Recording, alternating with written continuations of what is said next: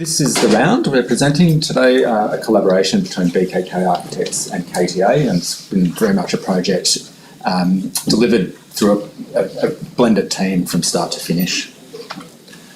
Firstly, we acknowledge the Wurundjeri Wurrung people, the Kulin Nation on whose land this project sits. The project sits within Nunawading, in the eastern suburbs of Melbourne, and really its genesis, there's a long history to the project, 10 years in the making prior to us becoming involved, and really the largest piece of cultural infrastructure investment in City of Whitehorse's history, and I think representative really of the growth of the suburb, and particularly the activity centre around Whitehorse and Box Hill, and a significant investment in culture and a major public building. Broadly, the project is a performing arts centre which comprises the heart of the precinct, but we also did master plan and delivered a whole precinct-based approach to public realm surrounding the building, car parking and other public spaces. It's a fairly heavily programmed site with outdoor events as much as indoor events, so it's very much about a building in its place and in its precinct, and a building that shapes and is shaped by its precinct.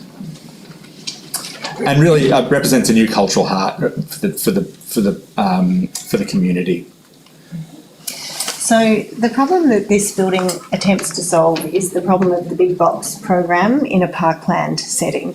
And the previous building, also a performing arts centre, was fairly inactive, very few openings to outside, and certainly no good creation of space around its perimeter. So our early thinking was how to use the building envelope, the building form, to create territories, to charge all of that space and have a much more activated in the round building. By the way, they named it that, not us, but it feels like our lessons and comments, infiltrated. So in many ways, we thought of it as a building with 5 faces.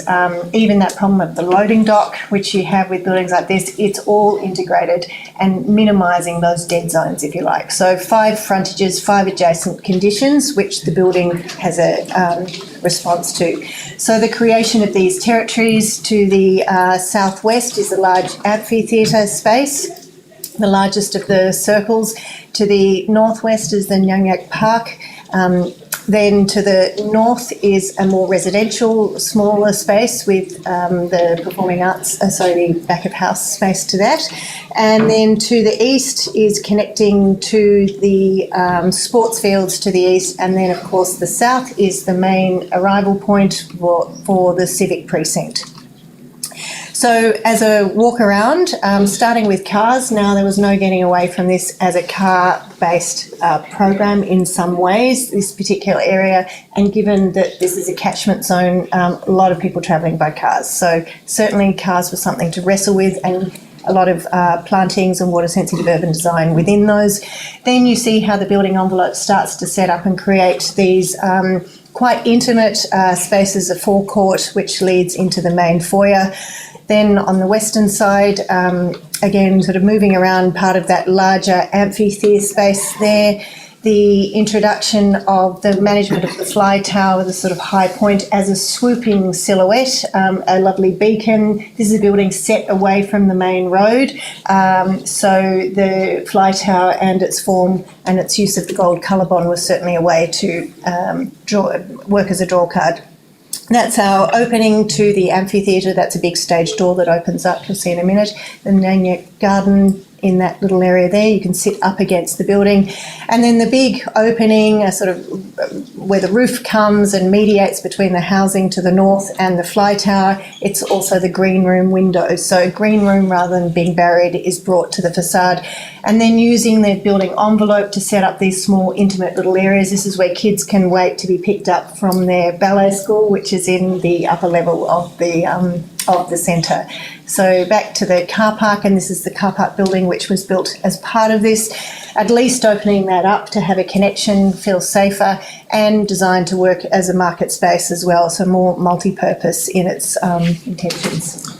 A lot of the conversations we were having throughout the delivery of the project was what should this building be in terms of the community or public building, and we really like the idea of a suburban civic. So the building sort of draws reference to the canon, I suppose, of major public cultural buildings, but also the local. So there's a long history of brick manufacture and making in the City of Whitehorse. So we really wanted the building to talk to some of those suburban precedents and suburban heroes, if you like, and a building that will age and patina over time. References to the art centre too. I think we want this building to be something that has something a bit fancy about it for special occasions, but also functions on an everyday level. So the building, you see this brick banding striation, which it talks to that history, I suppose, of brick making in the city and brick residential construction in particular. The building has a series of moments, so there are these little alcoves of human-scaled moments where you can gather against the building and provides outlook to outside and to within.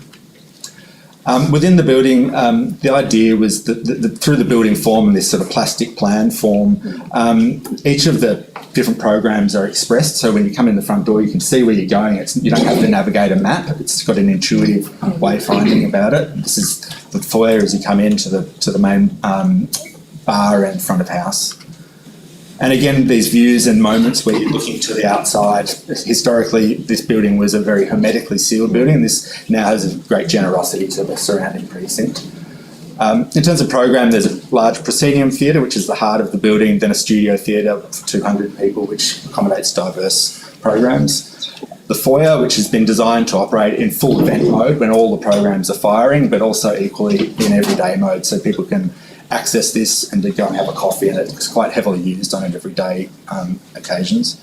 Back of house, so this is very much about a building that provides amenity for people who are using it and working in it outside of performance times and administration. So it has a lot of programs and overlaps, but a building that can be operated in different modes and without needing to operate the whole building as a single facility.